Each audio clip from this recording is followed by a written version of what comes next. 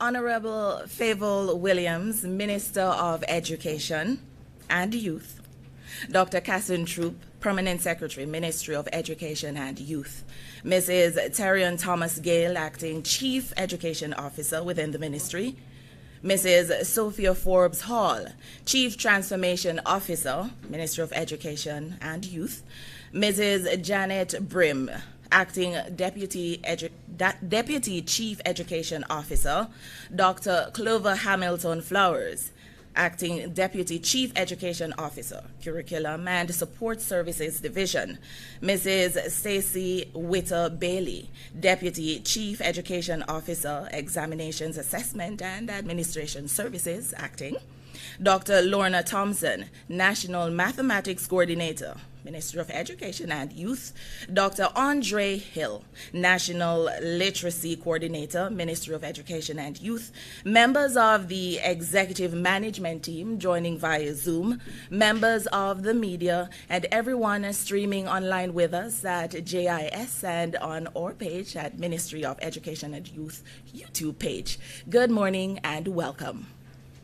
I am thrilled to have everyone here today and to welcome you to a very exciting press conference. We're here for the Primary Exit Profile PEP 6 press conference, and we are happy that the highly anticipated results are finally in. After months of hard work, preparation, dedication from students, teachers, parents, and administrators, we are finally here for the results.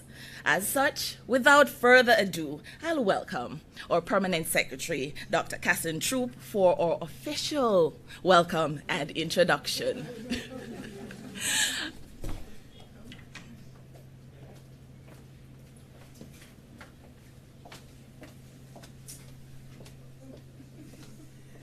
Thank you so much to our moderator, Ms. Carr, our new Director of Communications in the Ministry of Education and Youth.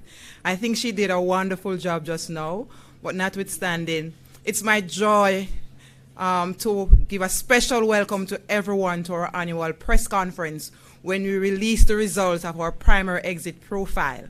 It's a culminating period for many of us, and it has started from as early as the early childhood level right up, because we are presenting today the profile of our learners over the last 6 to 8 years, given the early childhood years when we account for those.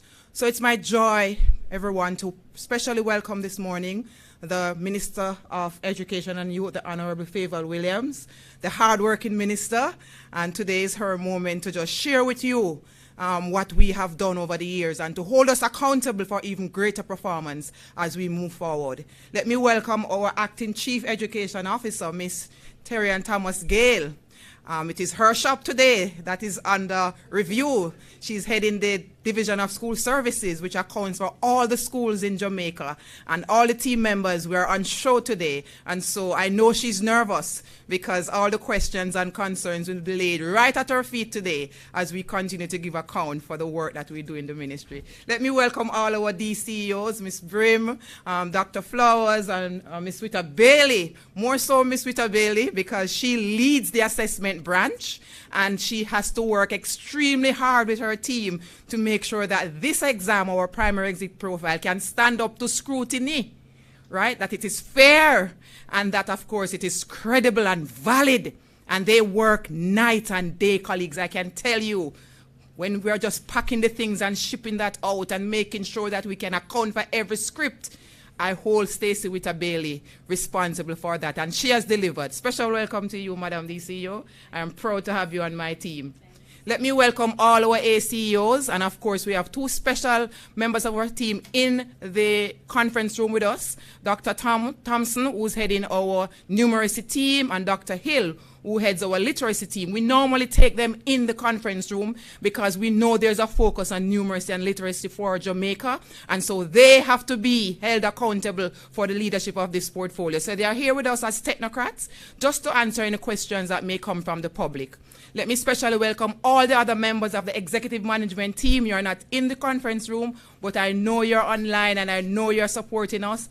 all the education officers out in the field, the regional directors, of course, you are ACOs, so you're accounted for. And most importantly this morning, our students. I know you're beside mommy and daddy. I know you're beside your principal now. I know you're wondering what the next couple of hours will be like. But hold on a little bit more. You will have access in very short order. The minister will give you all that information in a few minutes. So special welcome to you, our boys and girls. Special welcome to our parents. We cannot do this without you. Special welcome to well-wishers and family members who have been there with our boys and girls, supporting them throughout this process. Today is a wonderful day in education. Today is a great day in education. Today is a landmark for us, and Minister will tell you why. There's a first today that you will know about. And without any further ado, before I say what I should not say in my excitement, let me welcome our Minister who will give you the presentation of the results. Thank you. Thank you.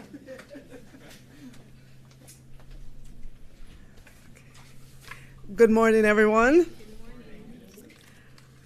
All right, let me also acknowledge Dr. Cassan Troop, our permanent secretary here at the Ministry of Education and Youth, Mrs. Terrian Thomas Gale, our acting Chief Education Officer, Mrs. Sophia Forbes Hall, Chief Transformation Officer. Of course, there are other members on the team, Ms. Janet Brim, our Deputy Chief Education Officer acting, Dr. Clover Hamilton Flowers, our Deputy Chief Education Officer in the Curriculum and Support Services Division acting as well, Mrs. Stacy Witter Bailey, Deputy Chief Education Officer, Examinations Assessment and Administration Services, Dr. Lorna Thompson, National Mathematics Coordinator, Dr. Andre Hill, National Literacy Coordinator, members of the executive management team joining online, members of the media, students, parents, teachers, Jamaicans all. But let me say a special acknowledgement to students from Coronaldi Avenue Primary in Mobay, who I met last week, and they ran up to me and they were inquiring about the PEP. When will we get the results? Well, students, the results are here, and I hope your dreams are realized this morning, today. So today, we are pleased to present the 2024 administration of the Grade 6 Primary Exit Profile, and it marks the first year since its inception in 2019 that a cohort of students transitioning from Grade 6 at primary level to the secondary level will have a profile which constitutes all the components. So the student's profile will consist of scores obtained from the Grade 4 performance task, which was administered in June of 2022, the Grade 4 performance task that was administered in June of 2023, and then the 2024 Grade 6 components, which are the ability test that was administered in February of 2024, performance task, which was administered in March of 2024, and the curriculum-based test, which was administered in April of 2024. As you know, the primary exit profile is designed to measure students' attainment of the objectives outlined in the National Standards Curriculum. Through this assessment framework, we're able to provide a cumulative record of students' performance over a 3-year period by providing detailed information about students' knowledge, skills, and competencies. Teachers and school administrators are able to put intervention strategies in place to improve on students' areas of weaknesses and to build on their strengths, so that by the end of Grade 6, students are in a state of readiness for receiving instruction in Grade 7 in our high schools. So we'll begin first with the figures with regards to registration and administration. Our first slide will show that 34,927 students were registered to sit the 2024 grade 6 PEP. Of that, we had about an equal number of boys and girls. We had 391 students who were absent from all the components that were registered. And again, it was about evenly split between male and female students. In our second slide, we present the number of students who are registered in our public schools versus our private schools. And as you can see, 30,627 students are in the public schools, or approximately 88%, versus 4,300 in our private schools, roughly 12%. We'll move on to our third slide, looking at placement method. And again, just to remind Jamaicans, students and parents have a choice as to where their students go. And if we look at the very first, well, if we look at the slot mark preference, which is where the choice comes in, you will note that this year, 86.7% of students got one of their 7 choices, which is roughly, 30,302 students. 3,928 students were placed by proximity to the school that they attend currently, the primary school, so they'd be placed in a high school that's close to that primary school. And this year, only 340 students were placed manually. That's the lowest that we've seen if you look back at the numbers for 2021, 2022, and 2023. We'll move now to the scoring of the exam, just to give you the component parts. And so our children would have taken, over the 3 years, some 11 tests. In grade 4, they did the performance task in mathematics and language arts. In grade 5, they did also performance task in mathematics, language arts, science, and social studies. And in grade 6, the components there were the ability tests, math, curriculum-based test and performance task, language arts, curriculum-based test and performance task, science, curriculum-based test, and social studies, curriculum-based test. The maximum contribution score at each level is shown on the table. So for PEP 4 in 2022, you could get a maximum of 40 points. PEP 5 in 2023, 80 points, and PEP 6 in 2024, 280 points. And if you look across to the next column, you see the weighting. So essentially what we're saying, PEP 4 in 2022 accounts for 10% of the score that the student is getting now in 2024. In PEP 5 would account for 20%, and your PEP 6 in 2024 accounts for 70%.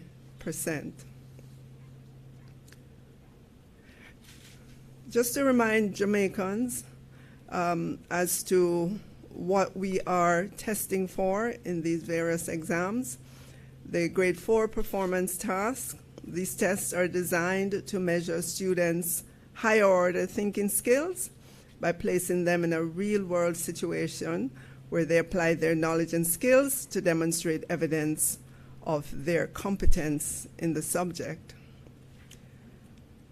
And again, the same applies to the grade 5 performance task. And then when you get to the grade 6, the ability test assesses how well students are able to reason with numbers and words. This test consists of 40 single select, multiple choice questions which students respond to on computerized answer sheets. The 2 skills assessed in this test are quantitative and verbal reasoning. The ability test is reported as a percentile rank, indicating how well a student performed in comparison to the other students in the cohort. For the performance task, these tests are designed to measure students' higher order thinking skills by placing them in real-world situations where they apply their knowledge and skills to demonstrate evidence of their competence in the subject. We'll go now to the next slide that looks at the descriptor for performance at grade 6. And they are color-coded.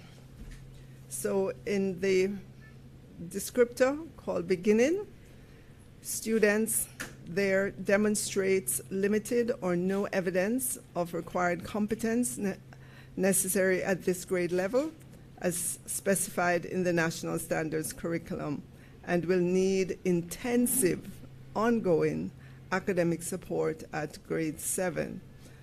The amber color is developing, or yellow, depending on where you're looking. It's developing, and that means a student demonstrates partial evidence of required competence necessary at this grade level as specified in the National Standards Curriculum and will need targeted academic support at grade 7. For the light blue, proficient, student demonstrates adequate evidence of required competence necessary at this grade level as specified in the National Standards Curriculum and may need minimal academic support and or extended learning activities at grade 7. And in the brighter blue, highly proficient, student demonstrates an advanced level of competence necessary at this grade level as specified in the National Standards Curriculum and may need extended learning activities at grade 7, meaning at high school. So I want to pause here to say to all the mommies and daddies, if you see the red on your child's report, it means they need some extra help in the form of tutoring, after school, active lessons, more attention at home. We would encourage you to sit with them, listen to them read, but we also want to encourage you to be patient with them. Don't yell and scream at them. They are developing at a different pace, and they need your ongoing, abiding support. And when that child teacher calls, we want you to go, to listen, to hear what the teacher is saying, to see how you can support your child better. So we'll move on now to looking at the overall results. And we're looking at the overall mathematics performance distribution, PEP 6 2024. This year, 60% of our students are in the proficient or highly proficient categories. And in subsequent slides, I will show you the comparison of this year versus prior years. But we just want to focus on what it is in 2024.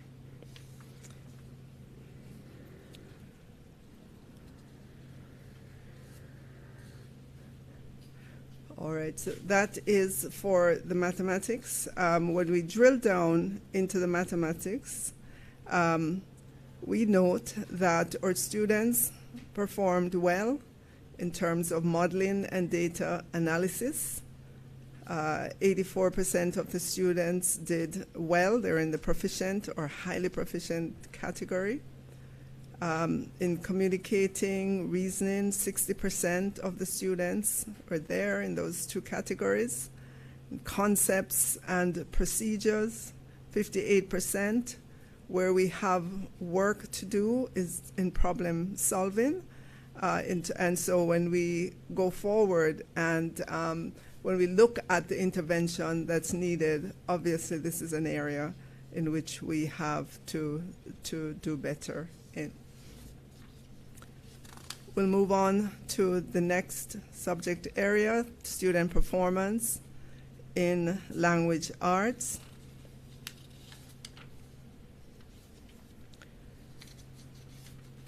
67% of students were proficient or highly proficient in language arts for the 2024 administration of the grade 6 PEP. This was a 7 percentage point increase in this achievement level band for 2024 when compared to 2023. In the next subject area, which is science, the overall science performance distribution for PEP 6 2024, you will note that 72% of our students were in the proficient or highly proficient category. And when we look at the component parts, when we drill down, they outperform in practices. So 89% of the students were in the proficient or highly proficient category. 67% were also at the proficient, highly proficient category in the cross-cutting concepts, and the core ideas, 57.4%. So that's an area that we have to do more work in. In the science, there was a 6-point increase in this achievement. We'll move now to social studies. And in the social studies, you will note that 72% were in the proficient or highly proficient category.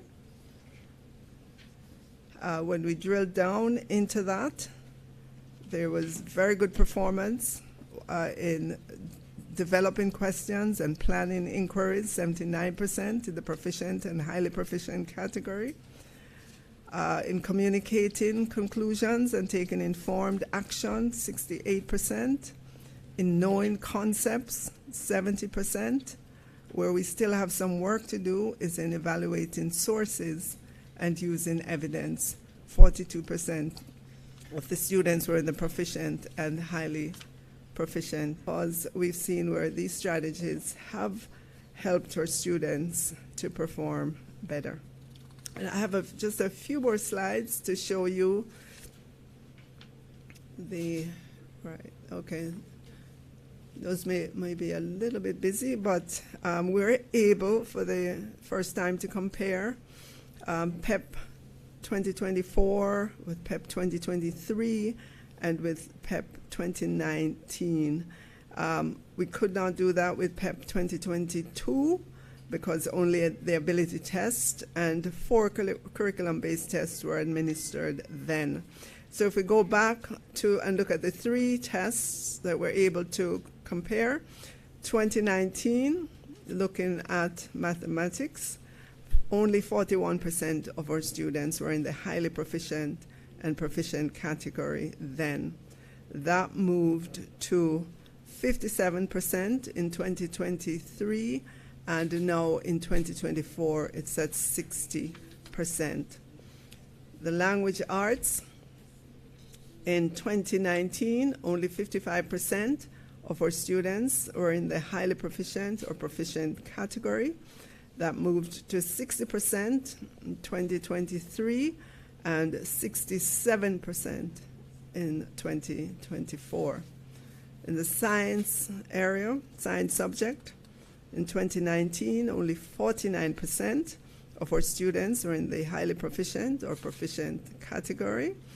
That jumped to 64% in 2023, and now in 2024, it's at 70% of our students in the highly proficient or proficient category. And finally, for social studies, in 2019, only 63% of our students were in the proficient or highly proficient category, and that moved to 67% in 2023, and now in 2024, we're at 72% of our students in the proficient or highly proficient category. We want to say a big thank you to all of our teachers, our administrators, to the entire team at the Ministry of Education, Central Ministry, across the regions, parents, everyone who helped to ensure that their child or student could get to this point in 2024. Let me say for this year's exam, there were some special considerations. Over 500 students were granted special accommodations for sitting of PEP this year. Obviously, we would have identified 313 of them from last year because they sat PEP 5 then. We saw 190 new students requesting special accommodation. And just so you know, schools would have had to submit a psychoeducational assessment report to the Examination and Assessment and Administration Services branch, which is then submitted to the Special Education Unit for evaluation. Special accommodations are granted based on evaluations of the assessment reports. And just to give you some examples of what the special accommodations were, it could have been just some extra time, a prompter, a reader, a writer, or a scribe, breaks throughout the administration of the test, linguistic aids, adaptation of the test in alternative formats such as large print or braille. It could also mean preferential seating. This year as well, the PEP 6 exams were administered to over 30 students in hospitals across the island. We want to thank the Ministry of Health and Wellness for partnering with us in facilitating the administration of the PEP exams in their facilities. We would also like to commend the Jamaica Constabulary Force for always being available to provide support, especially in circumstances where the exams were being administered in institutions located in volatile areas. For special needs, there were 30 students registered for PEP 2024 with special needs. These special needs included physical challenges, for example, wheelchair users, visually impaired, hearing impaired, and intellectual challenges. The unique needs of each student are assessed by the officers in the special education unit, and the schools they're placed in are evaluated to ensure that they will be fairly accommodated. And I want to say that in terms of the release of results, the ministry will continue to use the online method for disseminating student scores and placement information. Results will be made available at dpisonline.com, dpisonline.com. This site is designed to present student reports to all parents or guardians and principals of students who are transitioning from primary level institutions to high schools. So in conclusion, it must be noted that this form of assessment has several benefits, such as more accurate claims can be made about students' achievement of the curriculum and their progress will be monitored more regularly. More opportunities will be provided for teachers to identify students' strengths and weaknesses, and therefore teachers can plan lessons to meet the specific needs of students, and importantly, students can monitor their own learning. So the methods used to report students' performance in the primary exit profile provide a more holistic overview of what each child knows and can do as they transition from the primary level of education to the secondary level. The data gathered from the PEP will serve several purposes. So the obvious one is the placement at the secondary level, but it also serves as a measure of the achievement of the national standards curriculum in maths, language, arts, and science, as well as the students' ability. And before I close, I want to congratulate all of our students, their teachers, their families. I know that at least over this year, I'm sure there were instances when you felt that this mountain called PEP was unsurpassable, yet all of you did it. I want to say that I'm proud of all of you. I know that as you transition, some of you will need more intensive intervention.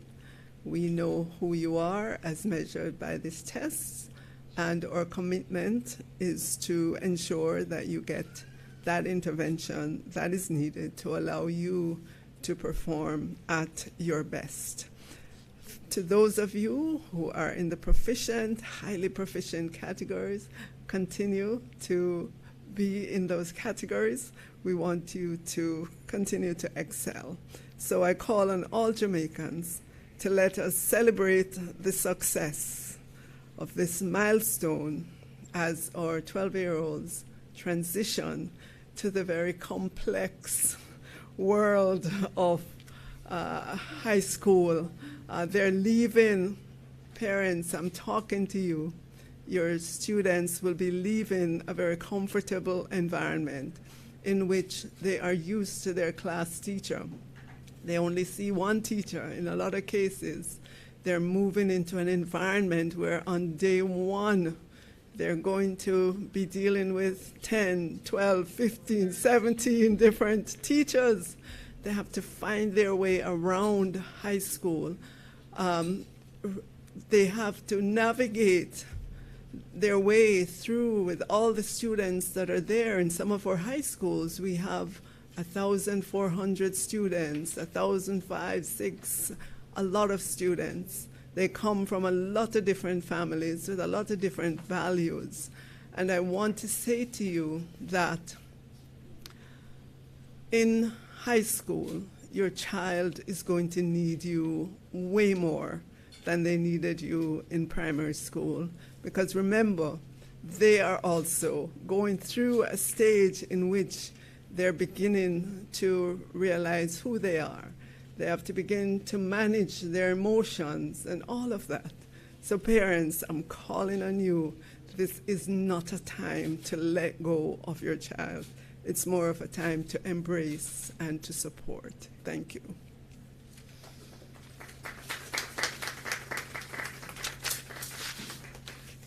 So we'll open it up now for any questions that you may have.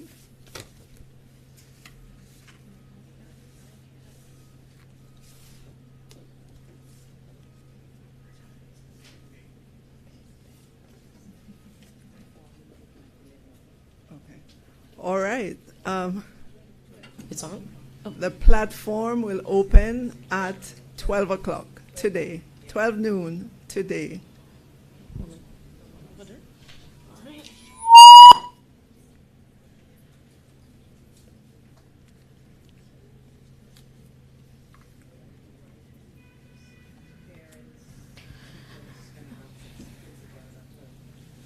All right. So I'm told everyone can have access. Well, if you have your username and ID, if you have activated your account, so parents, teachers, principals, and again, as we wait here for questions. I want to thank all of our teachers. I want to thank our principals for the leadership in our various primary schools across the country. And I want to include our private schools in that as well. I know it's not an easy task. Lots of things happened between last year and this year, 2023, 2022, 2024 school year. But we have managed to be here to present the results to our students to allow them to transition to high school.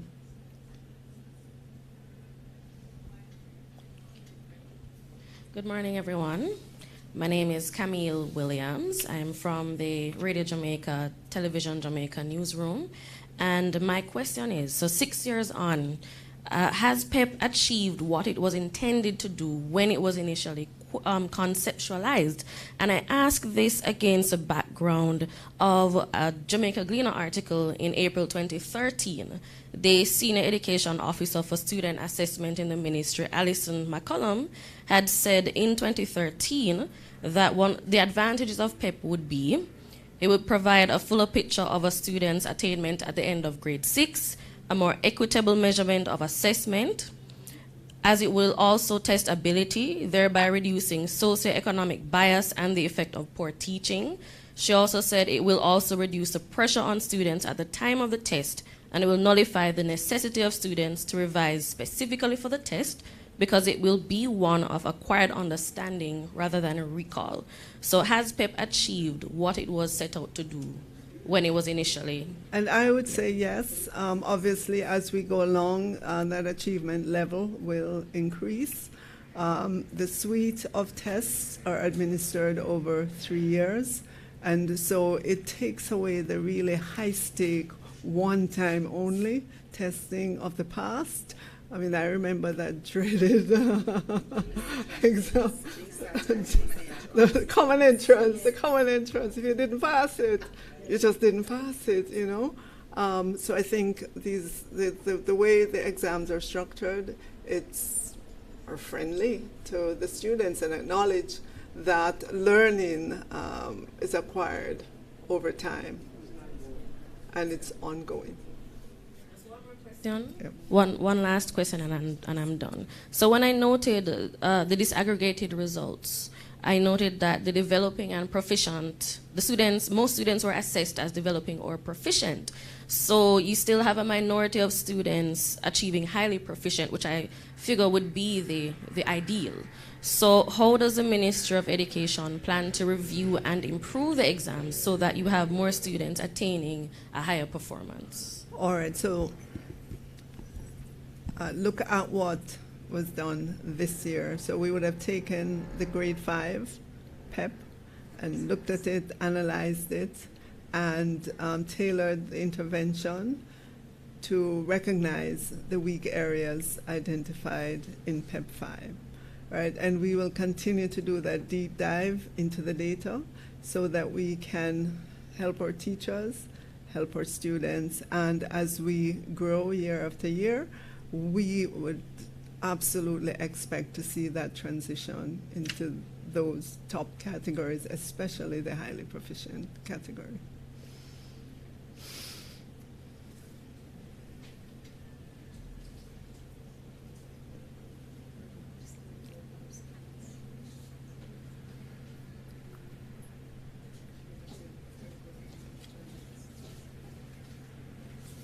Hi, Minister. My name is Amoy Harriet. I'm from Television Jamaica. Now, Minister, you mentioned something just now about you can recall that stress you went through when you were supposed to sit common entrance. And I too, you know, a few years ago, I'm using that loosely. When I was sitting GSAT, I too can recall the stress of sitting GSAT. Now, right now with PEP exams, what we see happening is that students are being tested not only in grade 6, but grade 5, grade 4. So that stress that they would have to go through that 1 year, which is in grade 6, they're now experiencing that for 3 years of primary school. Do you believe in any way that our students are being tested too much? Well, we look at it the other way, that we're spreading the stress out, if you will, over a 3-year period. It allows the students to understand where they are in grade 4, right? And you see that in grade 5, because once they do the test in grade 4, we can zero in on the weak areas, the weak points. Grade 5, another zeroing in, another intervention, to prepare them for grade 6. So that is how we see those assessments. And I believe when we look at other countries that perform well, that we look on and we envy, they have a really laser-like focus on their children. And the only way that you can understand what the child understands is to go through these assessments. Yeah. My final question, if I may. You mentioned that the ministry rather, will be implementing a few intensive measures for our weaker students. Are you able to say what those measures would look like in the years to come? Okay. I'm going to ask our CEO, because I know she led the charge this year in doing the deep dive into the numbers and in coming up with this smart intervention. So, CEO? Good morning, everyone. We will continue our interventions at the secondary level as well, because we notice, based on the PEP data, we can see how our students going on to grade 7 are performing. And so the interventions will continue even to grade 7. Our students who are currently at the lower grades, we continue to look on the data, the same areas that the students didn't perform in, we will continue those interventions. The intervention saw us looking at students who perform, schools rather, with a large cohort of their students performing with 50 to 100% at beginning or developing, and we would pull the grade teachers from those schools, and we have targeted workshops based on the areas, whether it be reading and writing for language arts, whether it be problem solving for math or conceptual understanding. And we show the teachers how it is that they can pull the objectives from the national standards curriculum to develop these areas based on the levels of their students. And what we did between November last year to March this year, we had targeted approach with these teachers, and we had the monitoring that continued. Even when they went back to their class, they had work plans that they had to submit. And we will be more intense this year, because our transformation agenda requires us to not only look at our students' performance, but we must hold persons accountable. So we are looking at our principals to be more of instructional leaders, and for our teachers to really look at the national standards curriculum and use it with fidelity, catering, of course, with our students in the center of learning. And our education officers, they will become more of school improvement officers, because our transformation report asks us to look at the role of our education officers and to ensure that they are more of a school improvement officers, and that's what we're going out to do now.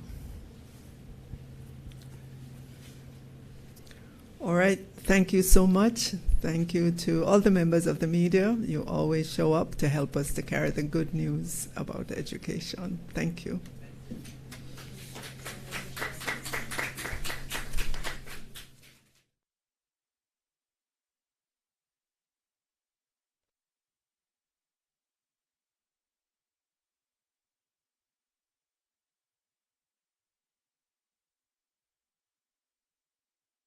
So much to our honorable minister, who did an extremely great job, and we just once again want to thank everybody for showing up today. Have a wonderful rest of the day.